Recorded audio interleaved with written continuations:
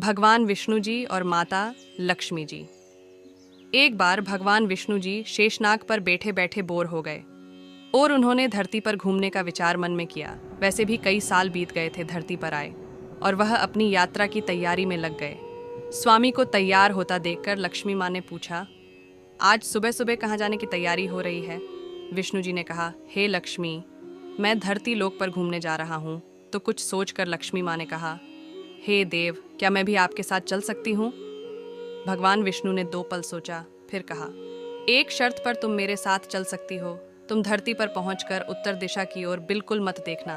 इसके साथ ही माता लक्ष्मी ने हाँ कह के अपनी मनवा ली और सुबह सुबह माँ लक्ष्मी और भगवान विष्णु धरती पर पहुंच गए। अभी सूर्य देवता निकल रहे थे। रात बरसात होकर हटी थी। चारों ओर हरियाली ही हरियाली थी। उस समय चारों ओर बहुत शांति थी और धरती बहुत ही सुंदर दिख रही थी। और माँ लक्ष्मी मंत्रमुग्ध होकर धरती को देख रही थी और भूल गई कि पति को क्या वचन देकर आई है। और चारों ओर देखती हुई कब उत्तर दिशा की ओर देखने लगी, पता ही नहीं चला। उत्तर दिशा में माँ लक्ष्मी को एक बहुत ही सुंदर बगीचा नजर आया और उस तरफ से भीनी भीनी खुशबू आ रही थी और बहुत ही सुंदर सुंदर फूल खिले थे।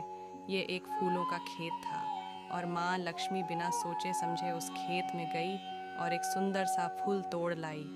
लेकिन ये क्या, जब माँ लक्ष्मी भगवान विष्णु के पास वापस आई तो भगवान विष्णु की आंखों में आंसू थे और भगवान विष्णु ने माँ लक्ष्मी को कहा कि कभी भी किसी से बिना पूछे उसका कुछ भी नहीं लेना चाहिए और साथ ही अपना वचन भी याद दिलाया। माँ लक्ष्मी को अपनी भूल का पता चला तो उन्होंने भगवान विष्णु से इस भूल की माफ़ी मांगी। तो भगवान विष्णु ने कहा कि जो तुमने जो भूल की है उसकी सज़ा तो तुम्हें ज़रूर मिलेगी। जिस माली के खेत से तुम नए बिना पूछे फूल तोड़ा है, ये एक प्रकार की चोरी है। इसलिए अब तुम 3 साल तक माली के घर नौकर बनकर रहो। उसके बाद मैं तुम्हें वैकुंठ में वापस बुलाऊंगा। माँ लक्ष्मी ने चुपचाप सर झुकाकर हाँ कर दी।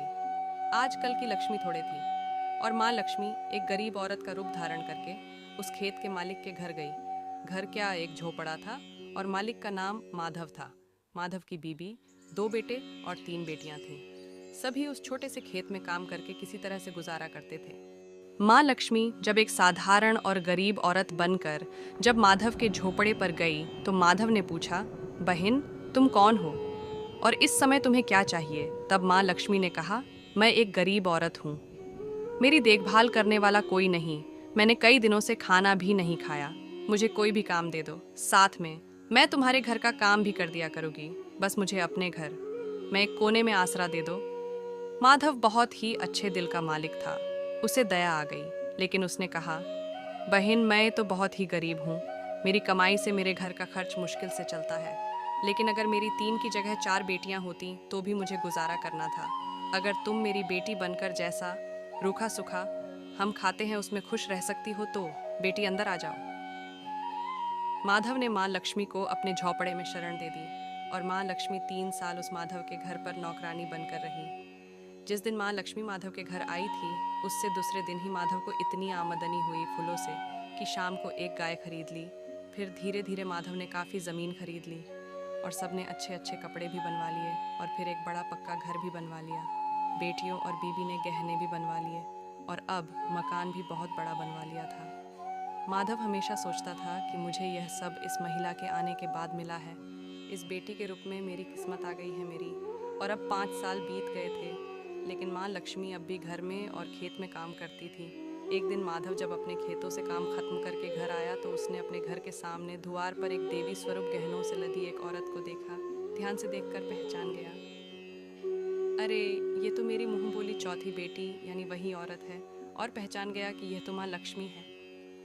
अब तक माधव का पूरा परिवार बाहर आ गया था और सब हैरान होकर माँ लक्ष्मी को देख रहे थे। माधव बोला, हे माँ, हमें माफ़ कर। हमने आपसे अनजाने में ही घर और खेत में काम करवाया। हे माँ, ये कैसा अपराध हो गया। हे माँ, हम सबको माफ़ कर दो। अब माँ लक्ष्मी मुस्कुराई और बोली, हे माधव, तुम बहुत ही अच्छे और दयालु व्यक्ति हो। तुमने मुझे अपनी बेटी की तरह से रखा, अपने परिवार के सदस्य की तरह से। इसके बदले में तुम्हें वरदान देती हूँ कि तुम्हारे पास कभी भी खुशियों की और धन की कमी नहीं रहेगी। तुम्हें सारे सुख मिलेंगे जिसके तुम हकदार हो। और फिर माँ अपने स्वामी के द्वारा भेजे गए रथ में बैठकर वैकुंठ चली गई। आज की कहानी यहीं समाप्त करती हूँ। अगर आपको इस कहानी से कुछ सीखने को मिला हो, कुछ जानने को मिला हो, तो वीडियो को लाइक करें और चैनल को सब्सक्राइब ज़रूर कर लें, ताकि ऐसे ही और अच्छी अच्छी कहानियाँ मैं आपके लिए लाती रहूं। मुझे लगता है कि रील्स देखने से अच्छा है आप अच्छी अच्छी कहानियाँ और किताबें ज़रूर पढ़ें। अपना कीमती समय देने के लिए आपका बहुत बहुत धन्यवाद।